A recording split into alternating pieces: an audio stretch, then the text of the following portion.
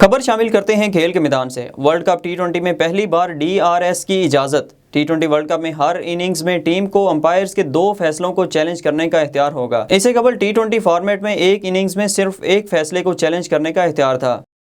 टी20 world cup शायकीन cricket के लिए खुशखबरी। ICC ने टी20 वर्ल्ड कप के मजीद टिकट्स फरोख्त करने के लिए पेश कर दिए हैं। टी20 वर्ल्ड कप के तमाम मैचेस अब मजीद शायकीन स्टेडियम में आकर देख सकेंगे।